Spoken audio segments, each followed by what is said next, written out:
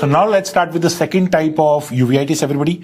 Again, going back to the classification, we are done with anterior uveitis. So now we are starting with intermediate uveitis. As we can see in the classification, and if we remember, intermediate uveitis basically means inflammation of pars plana. Yes. So we can also call intermediate uveitis as pars planitis. No confusion? Now, first of all, if I talk about the cause, the most common cause is idiopathic. In almost all the cases of intermediate uveitis, it is very difficult to narrow down onto a systemic association. So we simply say the most common cause is idiopathic. Secondly, it can be associated with diseases like Lyme's disease, or again sarcoidosis, or in rare cases multiple sclerosis, tuberculosis. But all this is very, very, very rare. I don't even want you to remember this. Only this much will do. Okay? Now, so what is the presentation or the symptoms? So the presentation or the symptoms of intermediate uveitis are bilateral, almost always bilateral floaters and blurred vision. In a minute, you will understand why floaters and why blurred vision. Okay, everybody? So now let's understand the anatomy of the eye to understand what are we talking about intermediate uveitis. See, this is a cut section of the eye I've drawn for you, just like everywhere I draw for you. This is my iris, everybody. So this is my iris. This is my pars plicatum. So what is this blue colored structure that we are talking about? Pars plana. Right? So where is the inflammation? The inflammation is in pars plana. Why have I drawn this diagram? If we see the iris and the pars plicatum, they are in contact with aqueous. That is why we saw in anterior uveitis, whatever problems were occurring anteriorly. We discussed aqueous cells, aqueous flare. Yes? But the pars plana, does it touch the aqueous? No. Pars plana is in contact with the vitreous. Do you understand why I have drawn this diagram? Yes? So whatever problem will occur will be in vitreous. Now what is the problem, everybody?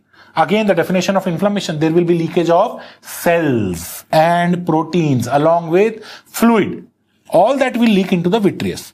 Now, all the cells that will leak into the vitreous now from the pars plana, everybody, will create a turbidity in the vitreous that will lead to blurring of vision. All these cells that will be seen in the vitreous, everybody, will cast a shadow onto the retina. See, everybody, if you don't understand this, light is coming. Light will strike these cells. So what these cells will do? These cells will throw a shadow onto the retina. When they throw a shadow onto the retina, what I see? Black spots in my field of vision.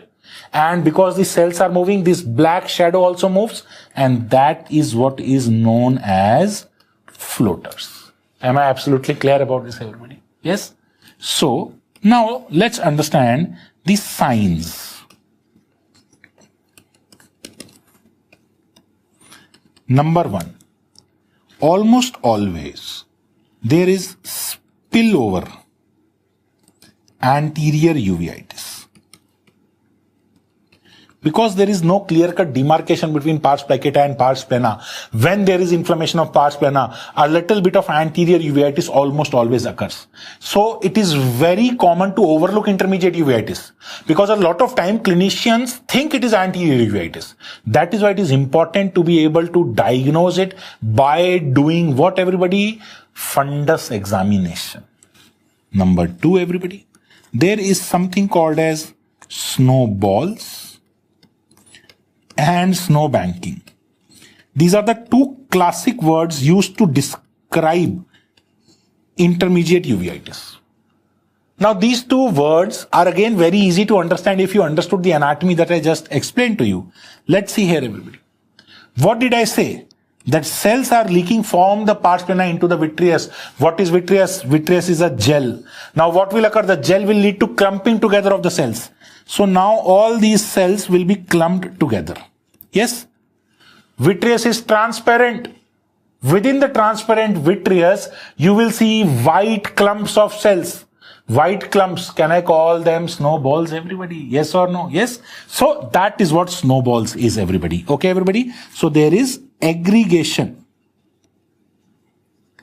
of cells in vitreous. Yes, I know it is easy. I can't make it difficult for you. This is easy. Intermediate uveitis is a very easy topic. Howsoever much I want, I can't tell you more about it. This is this easy. Yes, this is this easy. Yes. Now what is snowbanking? Again, let's go back to this. Okay. Now, these snowballs which were forming, they will keep on becoming larger, larger, larger. When they become larger, they will coalesce. When they will coalesce, they will form a sheet. Okay. Of opacity or white color, I can say. Yes. So this sheet of opacity that will form will look like a bank of a river which has frozen. So snow bank, baraf ki chadar. You understand, everybody? So it is the same thing. What is first of all just leakage of cells into the vitreous is turning into snowballs as aggregates, and then those aggregates are becoming larger, coalescing and forming a snow bank. Am I clear to everybody? So I can call it basically a fibrovascular plaque. Am I clear to everybody? When they have organized, they have formed a large plate or plaque. I will show you an actual photo for this. Slightly difficult to see, everybody. So this is fundus examination. I hope you can see the red color of the fundus here, everybody. Yes. Now in fundus examination, this is the center of the fundus. In the periphery, in this zone, everybody, we see a deposited yellowish whitish layer, everybody. This is known as a snow bank. Okay. This is right near the periphery of the retina. I hope you understand. Where will this be? This will be near the periphery of the retina. Yes.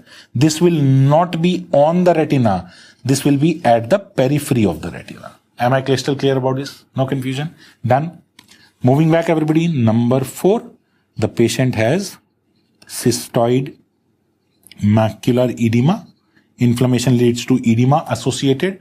Again, the most common cause of visual loss. Done? No confusion? That's all, everybody. These are the important signs of intermediate uveitis. So we know the sign symptoms. So let's quickly move on to the treatment.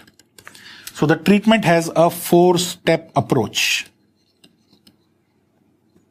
First of all, everybody, let me appeal to your common sense. What should be the drug given? It is inflammation. Inflammation means you should give steroids. So as step 1, we give steroids. But what is the route of steroids? Will you give topical steroids? No. Obviously, the problem is in the posterior segment. But will you give intravitreal steroids? No, we have a better way here, everybody. That is called as posterior subtenon injection.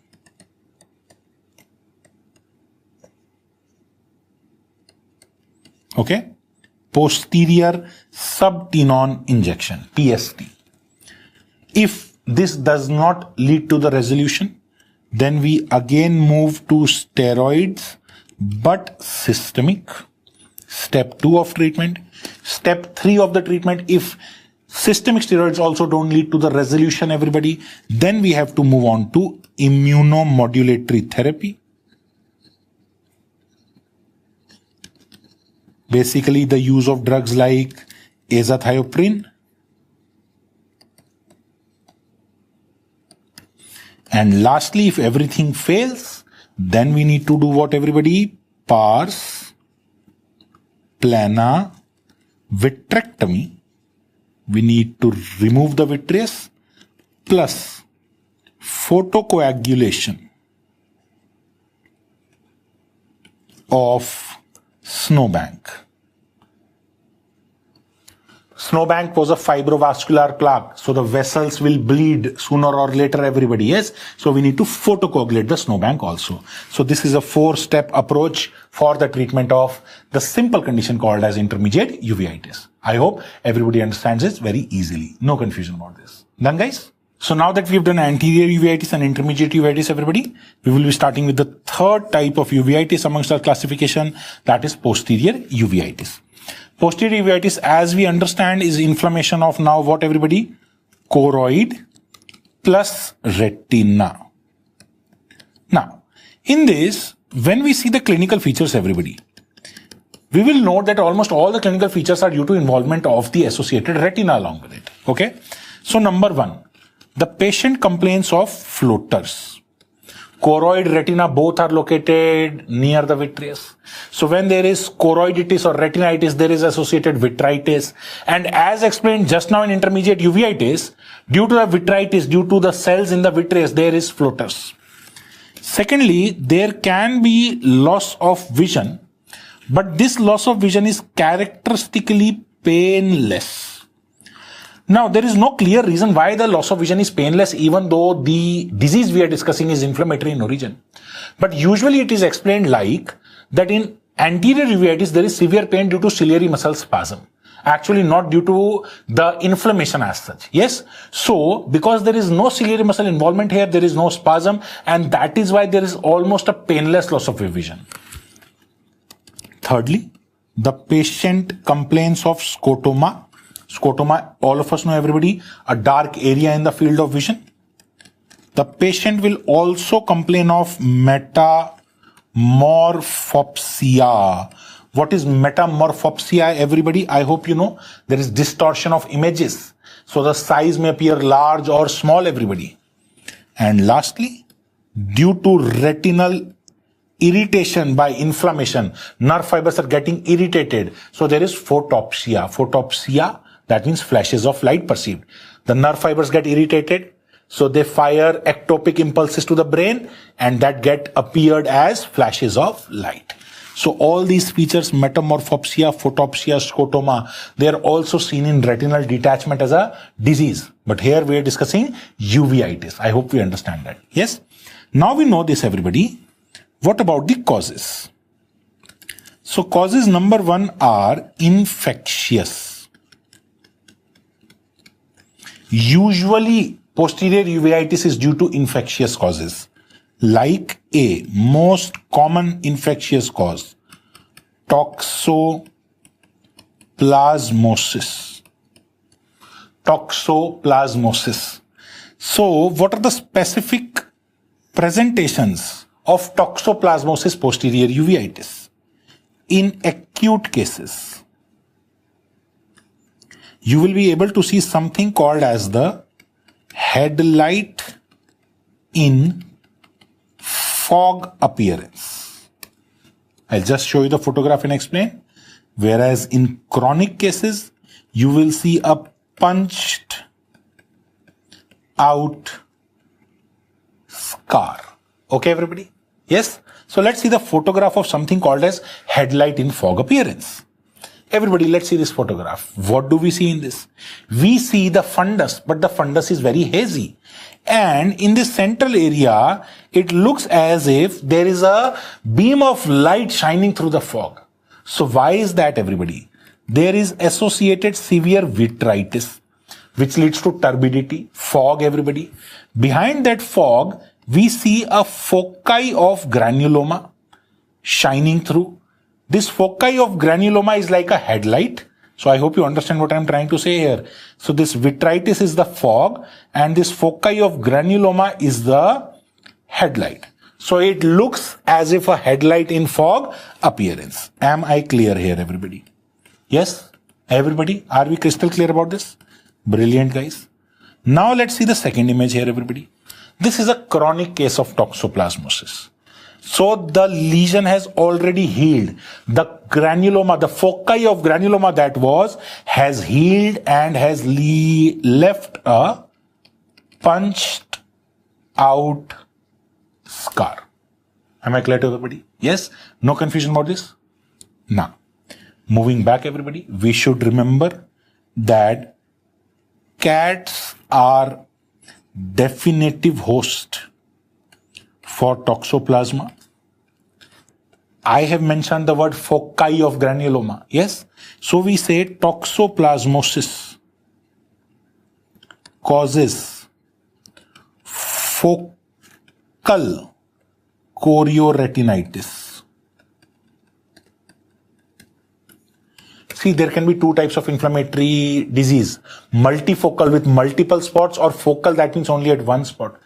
Whether we saw the active image or whether we saw the chronic image, we were able to see only one foci, everybody. Yes, one foci chronic, one foci active. Am I clear? So focal chorioretinitis. I hope we are crystal clear about these simple facts about toxoplasmosis. Done? Now, second important cause is toxocariasis. Nothing specific to discuss here. Not a very common cause of posterior uveitis. If at all you want to discuss something, please understand this causes unilateral loss of vision and it presents with leukocoria. Leukocoria is white pupillary reflex.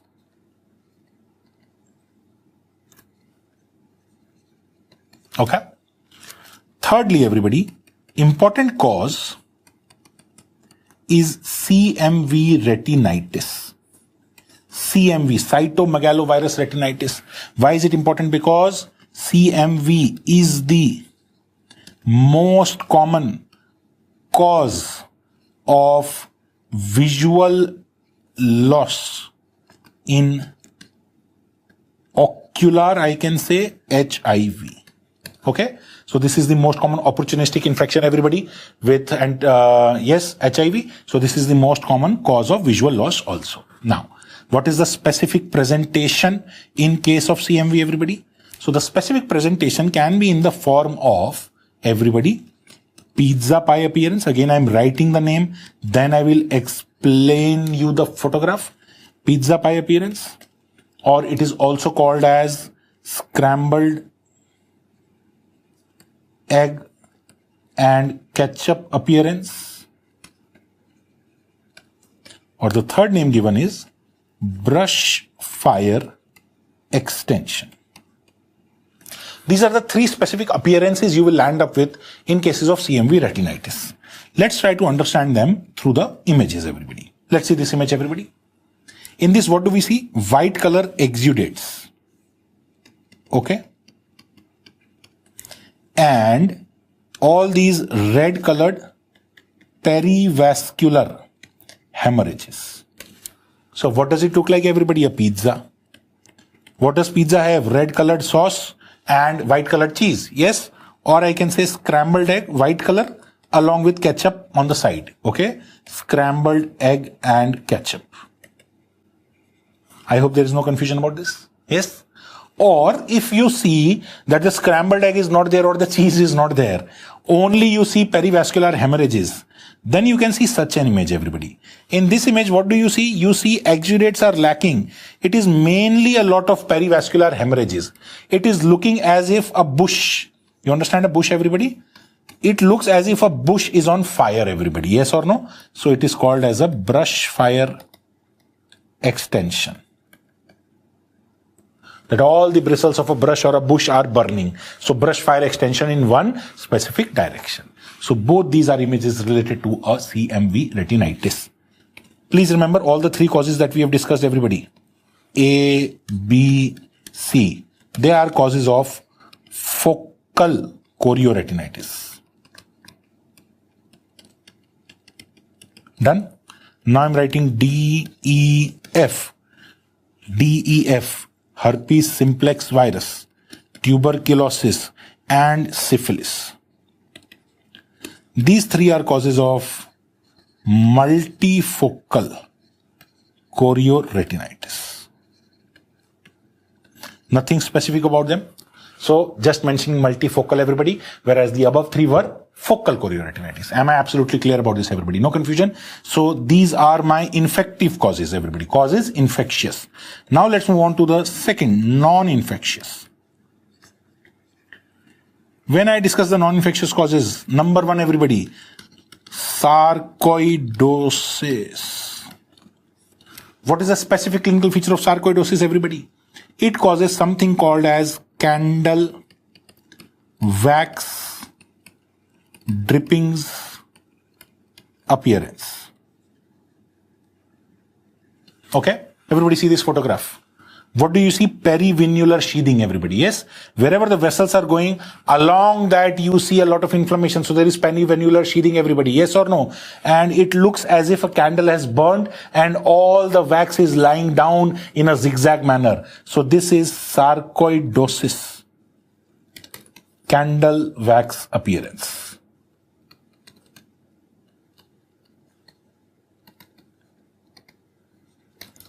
Done, everybody? No confusion about this? Along with this, a second sign that is specific for diagnosis of sarcoidosis is called as Lander's sign. What is Lander's sign? Pre-retinal nodules. That on the anterior surface of the retina, that is the interface of the vitreous and the retina, you will see some nodules. I don't have a very good image of it, guys. Just remember this, pre-retinal nodules, sarcoidosis, granulomatous nodular disease. Am I clear to everybody? No confusion? Then the second cause is something called as Behçet's. So Behçet's can cause anterior uveitis as well as posterior uveitis.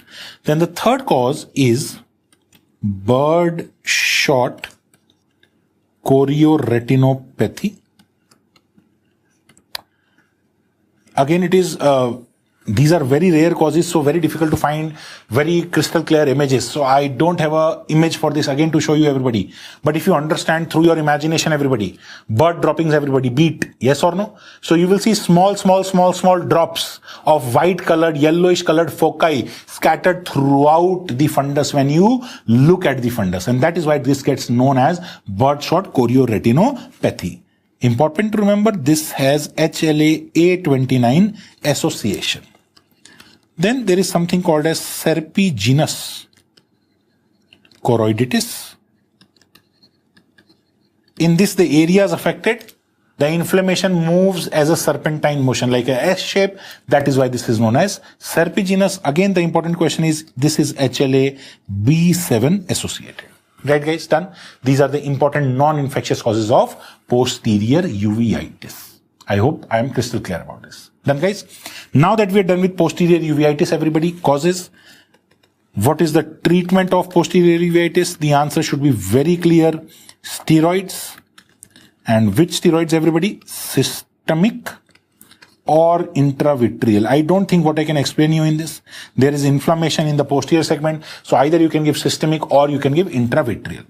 But there have been some other approved treatments, everybody. Okay. So there is something called as adalimumab. This has been approved for non-infectious posterior uveitis. Non-infectious posterior uveitis by a trial called as Visual 1 and Visual 2. Please remember the central examinations, what is now INI-CET, they sometimes ask questions on these kind of trials. So adalimumab is very commonly used drug to treat cases of posterior uveitis non-infectious causes. Similarly, there is a drug called voclosporin, which is used, and this was by Luminate trial. Then a known drug, I hope all of us know, sirolimus. Sirolimus is used, given by the Sakura program. So all these three are novel treatments which have been approved for the treatment of posterior uveitis non-infectious causes. Done, everybody? That's all about posterior uveitis from my side. A very simple, short disease with a lot of characteristic names like candle wax appearance, toxoplasma. You need to remember headlighting fog and all the images I have shown you. Now, moving on to the last type of uveitis that we want to discuss here, everybody. That is called as panuveitis.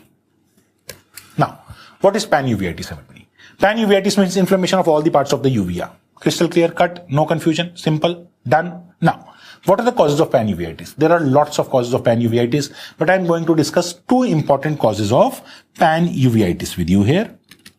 Number one, VKH syndrome,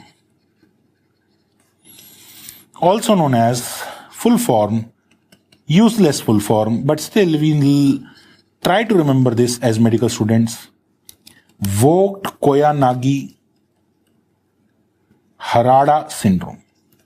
This is one of those full forms which nobody will ever ask you. But the first time we read it in our third year, we are very perplexed by it. So we learn it by heart. Vogt, Koyanagi, Harada. And we go, to our friends and ask, तेरे को VKH का full form पता है? And because they cannot answer, we feel pride. Medical students have a tendency to learn all the useless stuff. All of us are wired like that, believe me. Vogt, Koyanagi, Harada syndrome. Now, VKH syndrome is a multi-system disease. This multi-system disease affects the eyes, so it has ocular clinical features.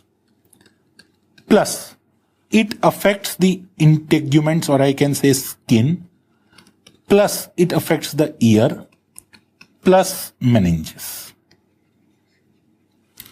What is common between all these four systems, everybody? Eye, ear, skin, and meninges. Melanocytes.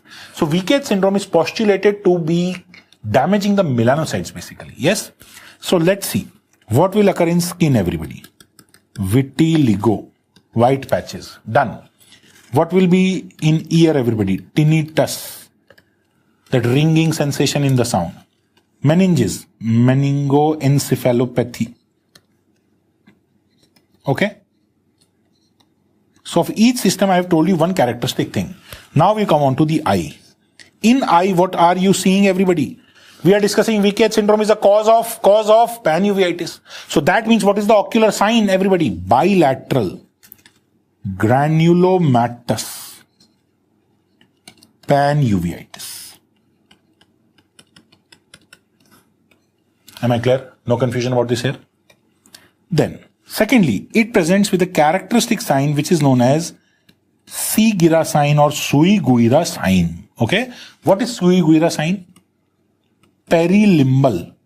Around the limbus, we see vitiligo, white spots, depigmented lesions. We have sunset glow fundus due to associated retinal pigment epithelium atrophy. Because there is RPE atrophy, instead of the red normal fundus color that we get, instead of that, when we look at the fundus, we get an orangish, dull orange color. So when the sun is setting, everybody, there is a dull orange color. That is the kind of color we get. And that is why it is known as sunset glow fundus. The last important sign is exudative retinal detachment. Am I clear? These are the important signs of a case of VKH syndrome. Usually, whenever we get a question on VKH syndrome, all these are mentioned together. A patient complains of ringing sensation in the sound, in the ear. On examination, there are depigmented lesions scattered throughout the arms or the face. And the patient has features of uveitis. Am I clear to everybody? Done? Now, the second important cause of panuveitis. The second important cause of panuveitis is this. Sympathetic ophthalmitis. Sympathetic ophthalmitis. First of all, what is the ocular clinical feature of sympathetic ophthalmitis? Again, see, understand, this is a slightly just a tricky question for my brain. Sympathetic ophthalmitis is the cause of panuveitis, yes? So I am saying, what is sympathetic ophthalmitis causing in my eye? Ocular clinical feature. The answer is again granulomatous panuveitis. Are we clear what I am trying to say here? Yes? Now comes the second question. What is the cause of sympathetic ophthalmitis? Now this is what we know, everybody. All of us know that we read this in the chapter trauma. So the answer is trauma. But the question comes, which type of trauma? Blunt trauma or penetrating trauma? So blunt trauma, we have already read all the signs. There is a complete video on blunt trauma. Yes? The answer here is penetrating trauma. Then, what type of trauma? That means accidental or surgical? The answer is accidental trauma. Trauma to which part of the eye? Ciliary body. So actually, nobody is interested in asking you the word trauma. Trauma is the word around which questions are based. So they will ask you, sympathetic ophthalmitis occurs due to trauma too. Am I clear to everybody? Done? Now, once we understand the cause, let's understand why does this occur. Pathogenesis. So to explain the pathogenesis, I usually like to tell a story. A Hindi movie story. I will speak it in Hindi, everybody. If you don't know Hindi, please just skip this part. It doesn't sound funny in English, that's all. You will be able to understand it even without the story, guys, okay? So, let's talk about the 80s movies, 80s and 90s movie. सभी movies में same story होती थी. What was the story, everybody? There was a hero, there was a heroine. दोनों में हो जाता था प्यार. Yes? जब प्यार हो जाता था तब हीरोइन को पता लगता था that the hero is poor, hero गरीब है. हीरोइन अपने फादर को बोलती थी मेरे को उससे शादी करनी है.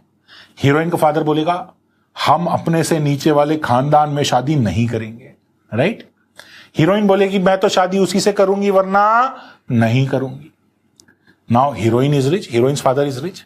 सो heroine's father will spend some goondas, goons. Yes?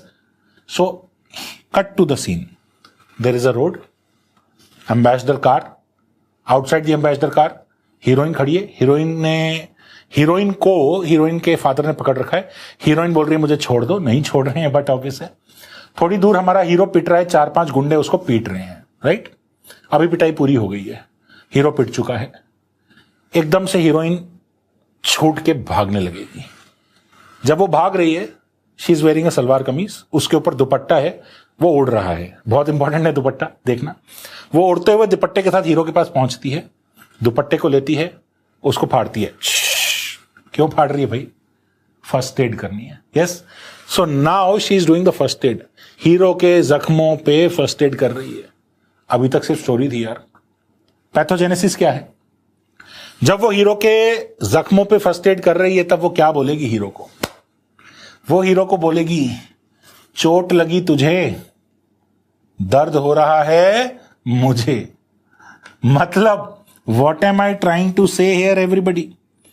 Pathogenesis is trauma to one eye. Okay? This is the hero. चोट लगी तुझे, trauma to one eye. But the sympathetic ophthalmitis is developing in the other eye. दर्द हुआ मुझे, heroine को. Am I clear? Trauma to one eye. But sympathetic ophthalmitis develops in second eye. So the second eye is showing sympathy. You understand, everybody? Second eye is showing sympathy. It is known as sympathizing eye. By showing sympathy, it is causing a condition called as sympathetic ophthalmitis. I am sympathetic towards you, that's why I have inflammation, sympathetic ophthalmitis.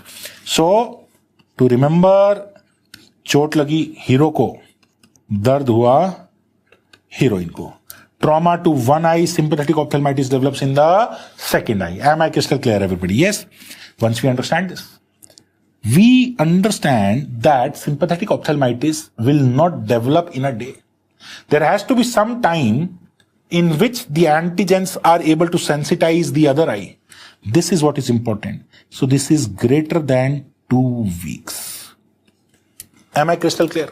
So the traumatic eye is not developing the sympathetic ophthalmitis. Traumatic eye is not sympathizing. The other eye is sympathizing. Am I absolutely clear about this?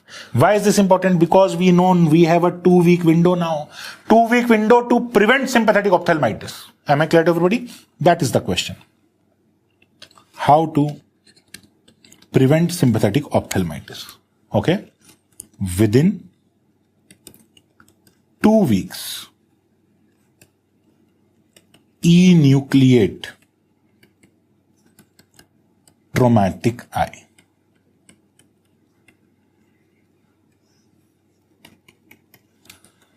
Are we clear? What is the thought behind this, everybody?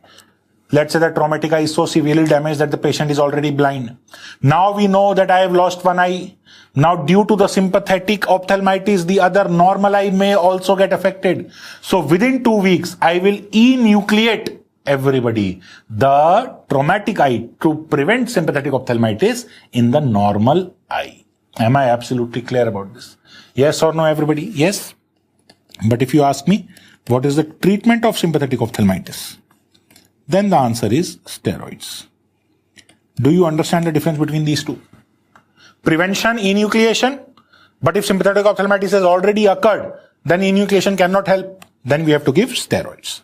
Am I crystal clear, everybody? This is usually the 2 words that students keep on confusing themselves.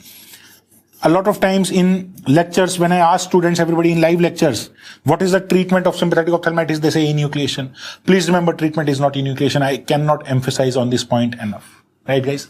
That's all about sympathetic ophthalmitis. That's all about pan-uveitis. That's all about my types of uveitis. Okay, done? So now that we're complete with uveitis, and at the end we have just mentioned a word called enucleation, let's discuss a related topic, a miscellaneous topic, we can say, surgical removal of eye. So there are three ways we can remove the eye. The first is enucleation, then we have evisceration, and then we have exentration. What we are trying to do here is understand the difference. So enucleation we have discussed at a lot of places. I hope you know the definition. If not, I'm writing it for you. What is enucleation? Removal of whole eyeball. I am not saying HOLE whole. I am not creating a hole. Whole means complete. Along with optic nerve.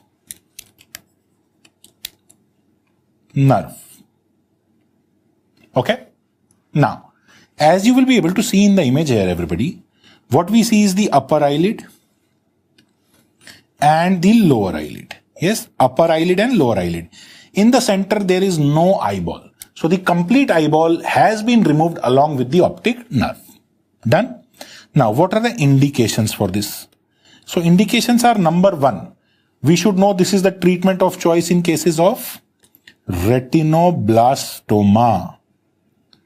And number two, we just discussed enucleation is done in cases of sympathetic ophthalmitis. No, yes, it is done to prevent sympathetic ophthalmitis. That means it is actually done in cases of trauma. Okay, there was a penetrating trauma which could have caused sympathetic ophthalmitis in the other eye. So enucleation is done in trauma, not in sympathetic ophthalmitis. What is the contraindication of enucleation, everybody? Panophthalmitis.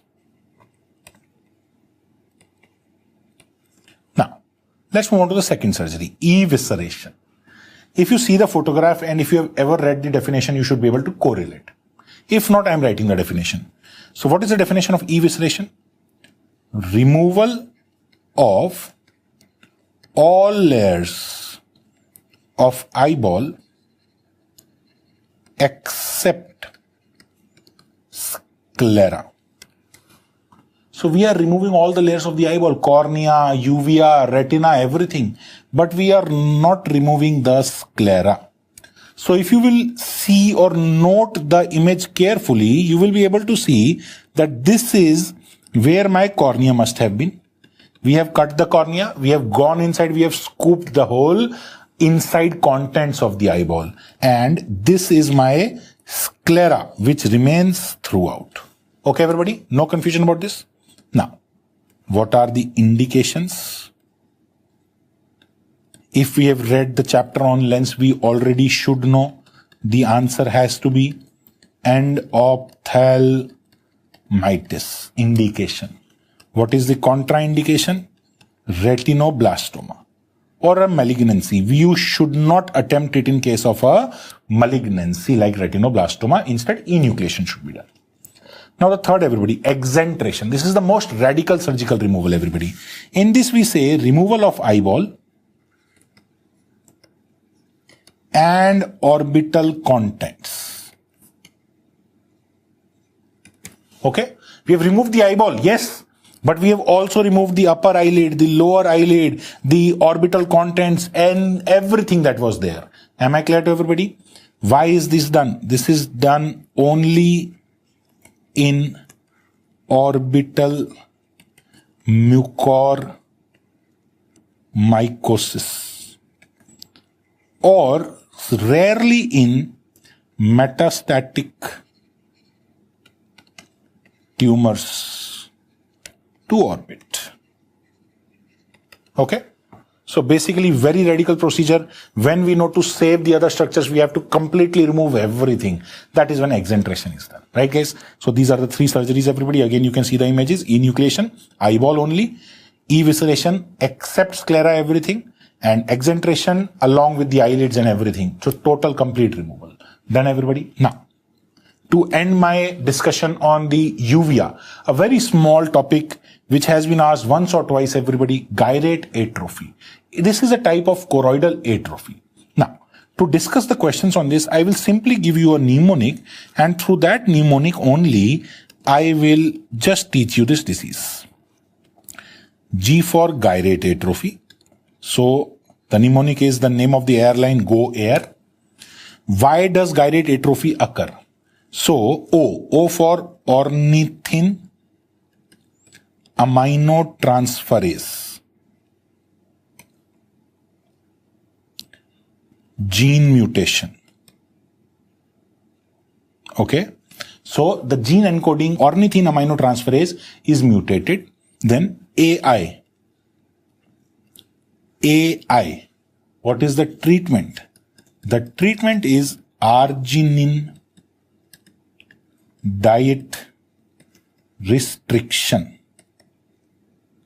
Why, everybody? Because ornithine is formed from arginine. So, arginine converts into ornithine.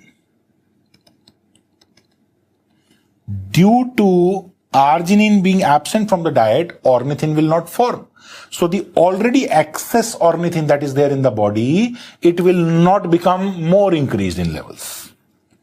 And lastly, R for recessive. So its inheritance is autosomal recessive. That's it, as simple as that. Easy peasy, everybody. That's all about gyrate atrophy. That's all about my chapter uvea. I hope you have been able to understand that the main topic that we need to read is uveitis.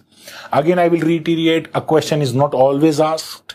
Very important to learn the characteristic features, keratic precipitates and so on, the festoon pupil. But if a question is asked, it will almost always be an easy question which you should be able to solve, and not in every examination will you come across a question from uvea. Right guys? Done? That's all about the chapter uvea.